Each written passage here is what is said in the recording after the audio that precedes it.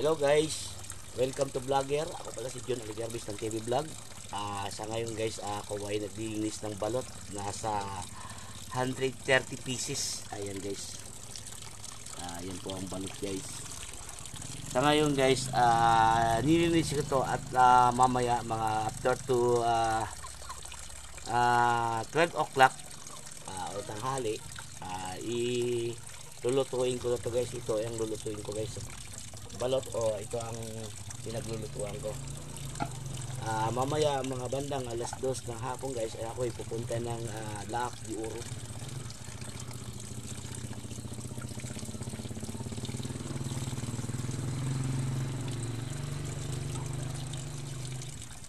Doon po ako ay magbibinta ng balot guys.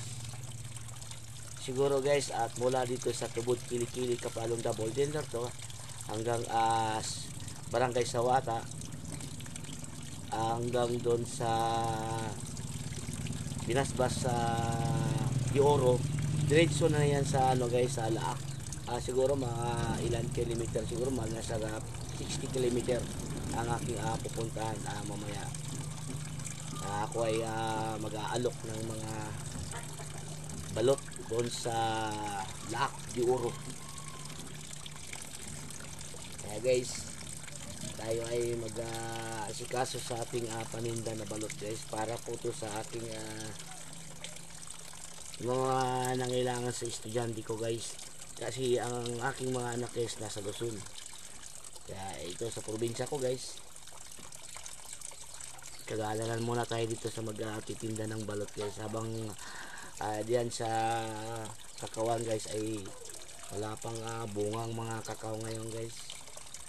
Kaya ngayon nagtsatsaga muna tayo at magtitinda ng balot guys. Supportahan po ninyo ang aking video. Ito guys, sisikap ako dito sa probinsya guys para po ito sa aking pamilya guys. Nasa Luzon sila, pa makapag-ipon man ako para mayroon po rin ako ng pamasahe papuntang Luzon at mag-aeroplano. Hirap pa lang buhay dito sa probinsya guys.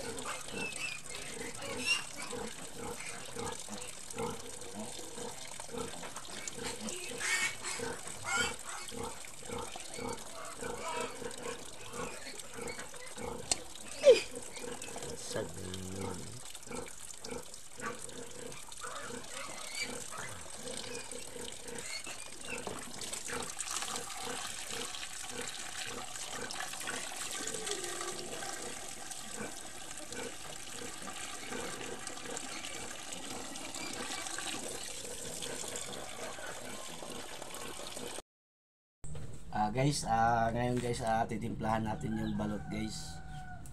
Sa pagtimpla ng balot guys, para po marami ang mga customer na bumibili ng balot guys, ganito ang technique guys.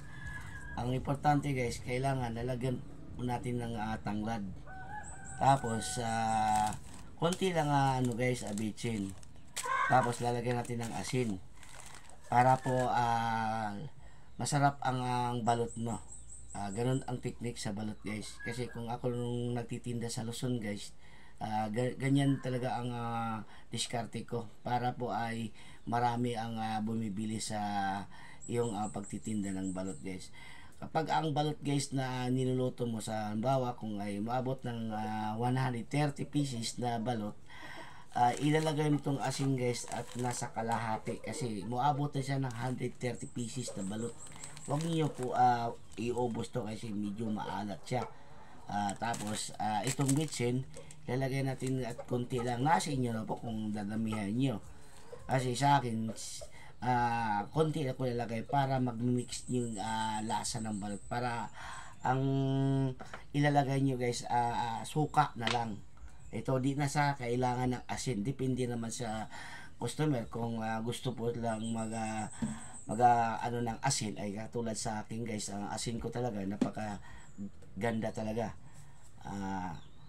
Ito guys, nice sili, siguro nandun yata ang nilagay ko ang asin na may sili. Yun ang technique sa balot. Sa ngayon guys, luluto natin ito guys. Kailangan konti lang sa mo ilalagay ang bitchin guys. Yan. Ang tanglad guys, dapat huwag nyo ilalagay sa ilalim. Ang technique sa balot guys, ilalagay mo lang sa gitna. Yan.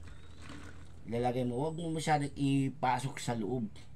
Para pag isang kulo guys, pwede mo sa hugutin. Kasi kapag ay ang balot na nilagyan mo tanglad, pag sigig kulo siya, mag-green yung itlog. Kaya pagdating ng isang oras guys, dapat kailangan tanggalin siya para ang itlog na balot hindi siya mag-green. After to pag unang kulo, kailangan uurasan mo siya. Siguro guys nasa 45 minutes. Huwag mo abuti isang oras guys, kasi kapag nilagyan mo ng isang oras ang iyang timer, puputok ang ibang mga itlog, mabibiyakan ka. Ganun ang technique. Pag unang kulo, kailangan huwag mong takpan. Lagi na lang siya ng kulo. Huwag mong takpan ng ito, takip. Halimbawa, pag kumulo guys, isasalang natin to. Tapos, pag kumulo na yan guys, tatanggalin mo na to. Yan. Pag tinanggal mo na yan, at tanggalin mo rin to. Kasi ang tanglad, pag hindi mo to tinatanggal, isa to mag-green ang iyong itlog mo ng balot. Ipapasok natin ito sa loob. Ang dapat meron siyang madukot mo siya para pagka kumulo sabay tanggal na siya. Ganun ang technique sa balot dito sa Luzon nung ako po ay nagtitinda. Dito sa probinsya guys, maraming bumibili ang mga balot dito kasi ang lahat ng mga customer ko puro mga lumad.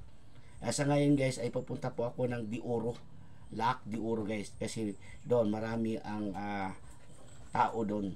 Kung baga sa ano bang tawag sa kanila ng maraming mga negosyante at pupunta doon.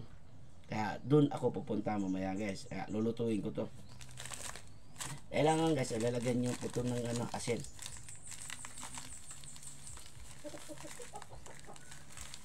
Ganun ang technique sa balot guys.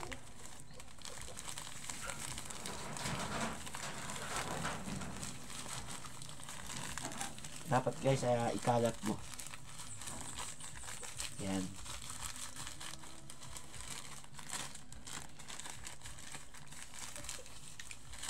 Kasi dapat guys kalahati, kasi ang balot kasi nasa 130 pieces na balot. Yan, ganyan lang ngayon guys. Ngayon guys mayroon na kayo tip sa akin guys. Like to share na lang po ang aking video guys, para po marami po ang mga napapanood sa atin na mga solid supporters ng mga followers natin guys. Lalo na iba dyan ay gusto magninegosyo ng balot. Ganun ang technique ang balot guys. Ngayon guys, isasalang natin to.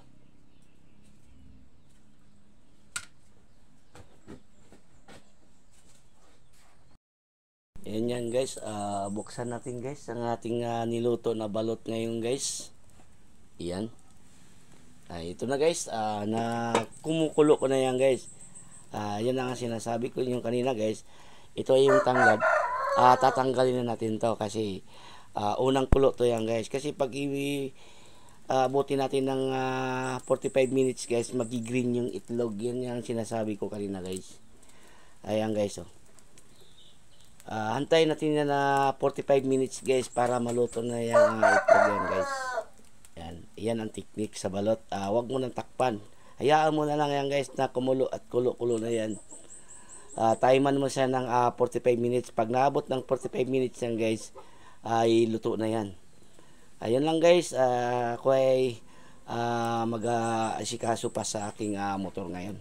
Para po ay aalis po ako mamaya. Ay papunta po ako ng Laak Dioro. Ayan guys. Guys, narito ako guys sa Libuton guys. Ako ay diretso ng Barangay Sawata. Ako ay pupunta doon. Ako po ay magtitinda ng balot guys. Ito po yung balot ko guys. Kasama ko ang aking service na motor. Guys, suportahan po ninyo ang aking video guys. Ako pala si Jun Aligarbis ng TV Vlog. Hanggang dito na lang guys. Like or share na lang po guys ang aking video sa pagtitinda ng balot ngayong kahapunan. Maraming salamat sa inyo guys. Thank you for watching. Bye bye.